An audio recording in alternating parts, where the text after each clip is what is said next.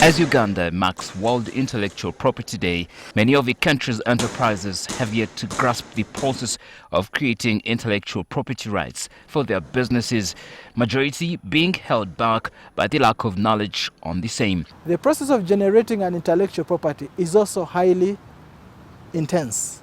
And it doesn't just take anyone to wake up one day and you say, I've come up with an IP. It's a process that follows particular frameworks for you to identify one.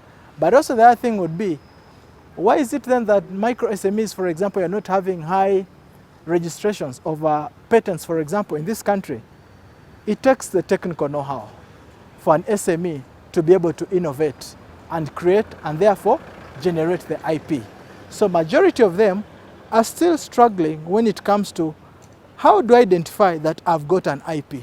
In 2019, government launched an intellectual property guiding policy with the aim of supporting small and medium enterprises' growth. Private sector players, however, say lack of capital to protect innovations remains a dream too far for some. And then if you see an investor coming in who takes pictures, for instance, the textile had a lot of innovation in terms of tie and dye, but apparently they had issues.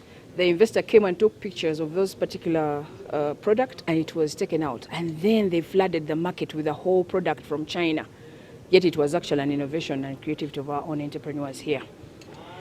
But lack of resources to expand the idea is what actually challenges them. And then you find that someone's thought today is actually someone makes an independent creativity out there. So the thing is that the best ideas must compete, and then whatever ideas come on top, then the ministry could support under the National Research and Innovation Fund framework.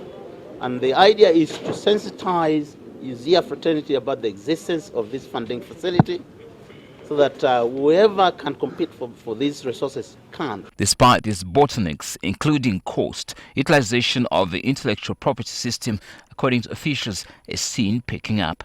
The average cost of acquiring a trademark, for example, in Uganda today, if you're a local applicant, it's around 600,000, about 600,000.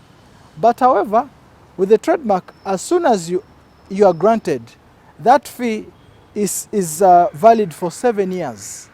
Then after the 7 years elapse, you renew for the next 10 years, 10 years, 10 years in perpetuity. Because forms of IP are also time-bound. It's an exclusive kind of monopoly.